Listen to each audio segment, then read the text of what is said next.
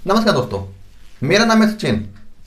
इससे पहले वाले वीडियो में हम सोम से कुछ एजम्पशंस के बारे में बात किए हैं कि अभी तक जो भी हम सोम का एनालिसिस करेंगे, इसके आगे जो भी डेरिवेशन करेंगे वो कौन से एजम्पशंस के बेस पे डेरिवेशन होते हैं, जिसमें 6 पॉइंट हम डिस्कस किए हैं।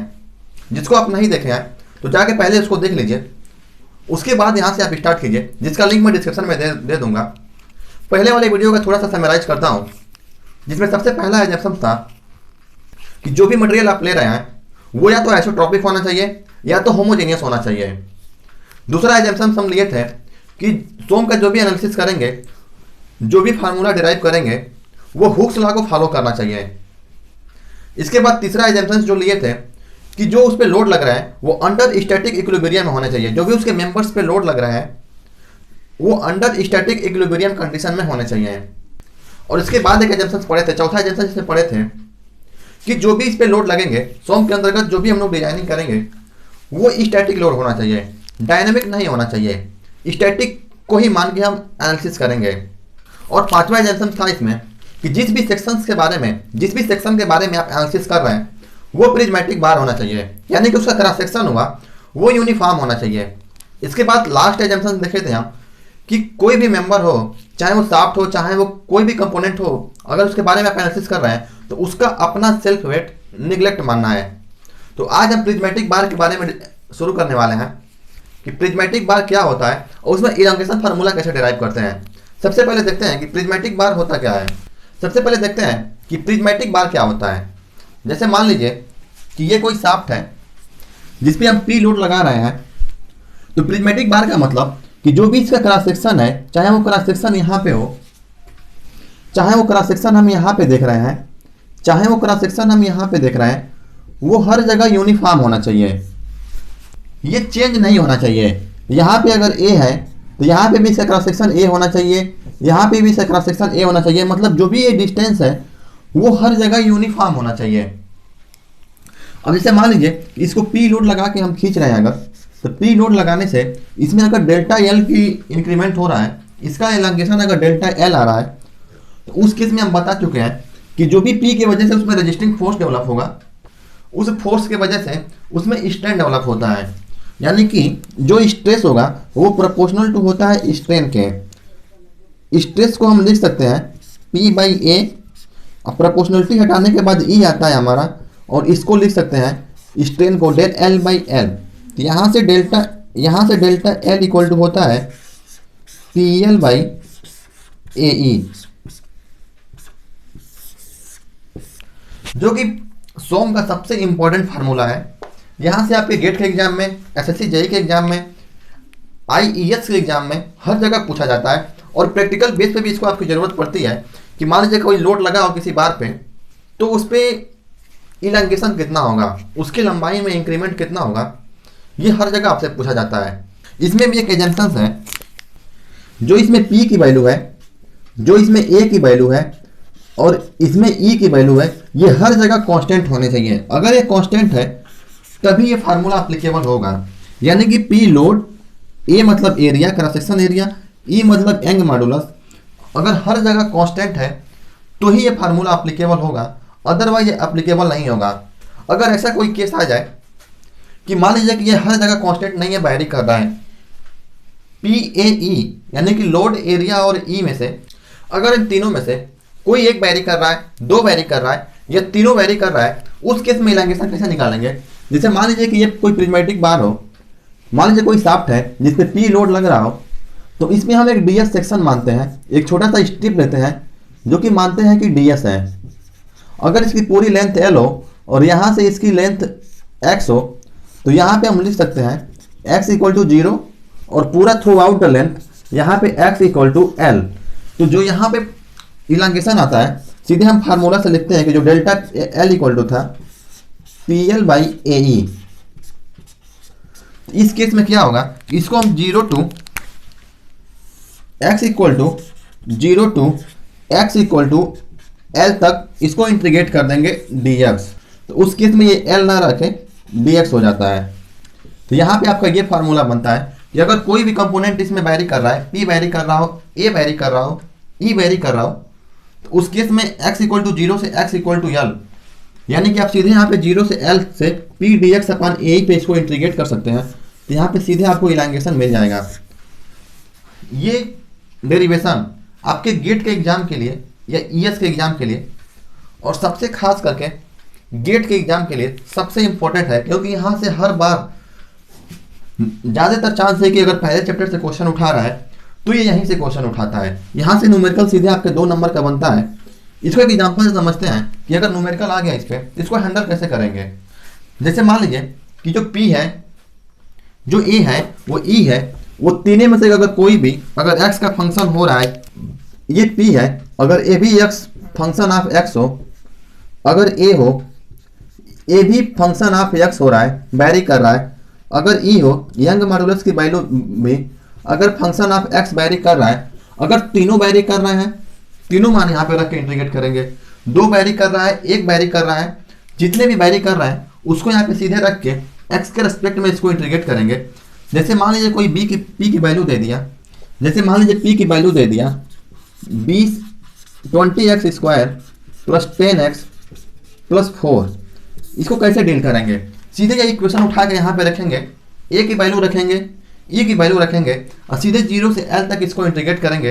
तो ये क्वेश्चन आपके सामने, इसका आंसर सीधे आपके सामने होगा। इसका बहुत सिंपल सा इंटीग्रेशन करेंगे तो आपके सामने आंसर निकल के आ जाएगा। अगर मान लीजिए इसमें एक और बढ़ा के दे दे, जैसे मान लीजिए a की भी वैल्यू दे दे 20x क्यूब प्लस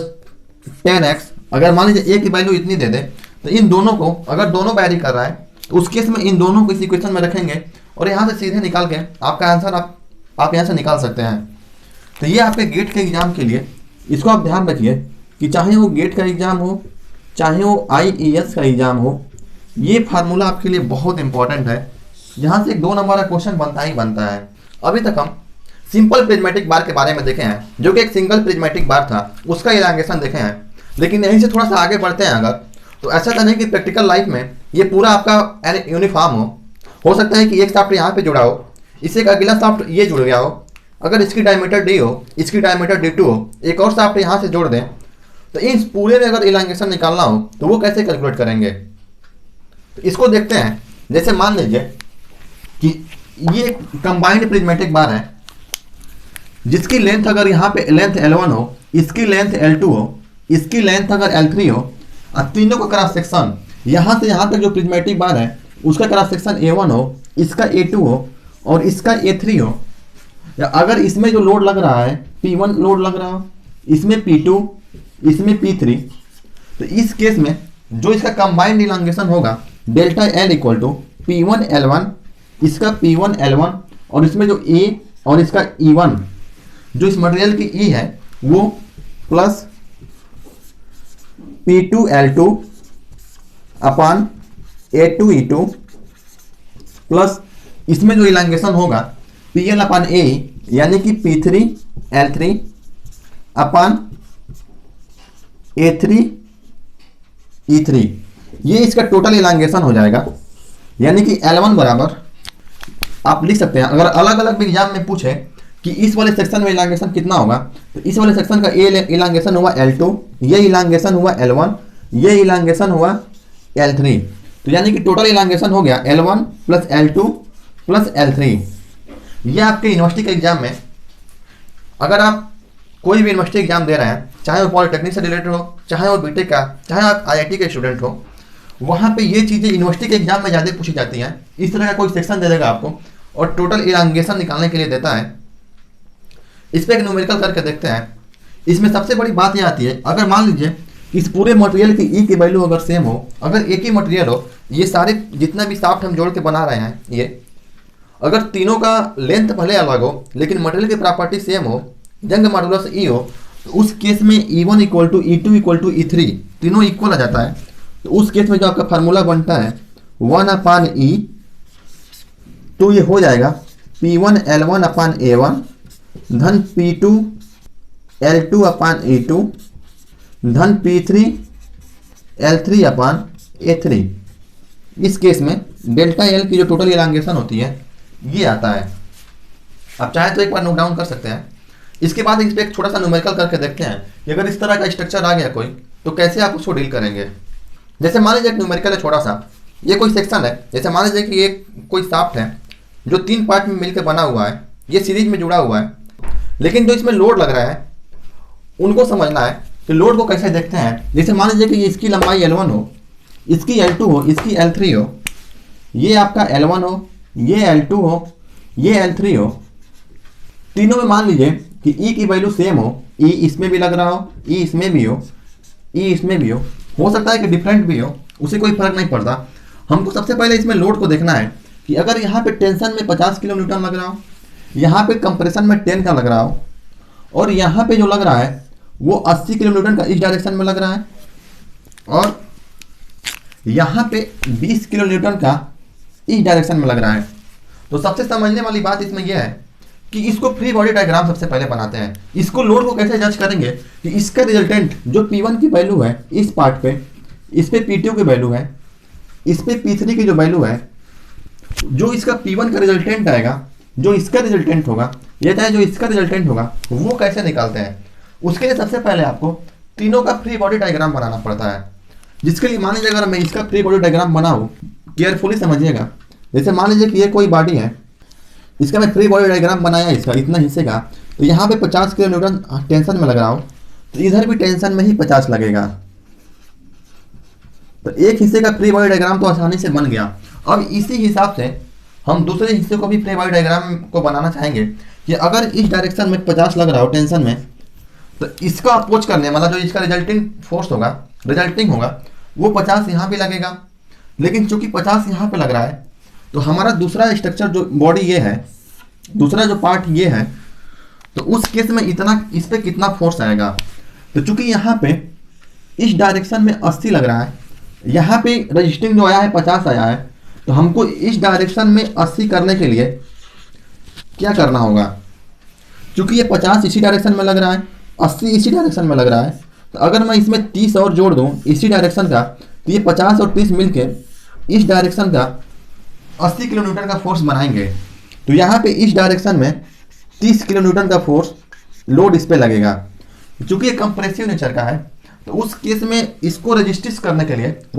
के लिए 30 किलो न्यूटन का फोर्स यहाँ से भी लगेगा। अब सवाल ये उठता है कि इस पे अगर इस डायरेक्शन में अगर डायरेक्शन ये हो, 30 का इधर लग रहा है, तो हमको बैलेंस करना है कि यहाँ पे 20 बनाना है इसको।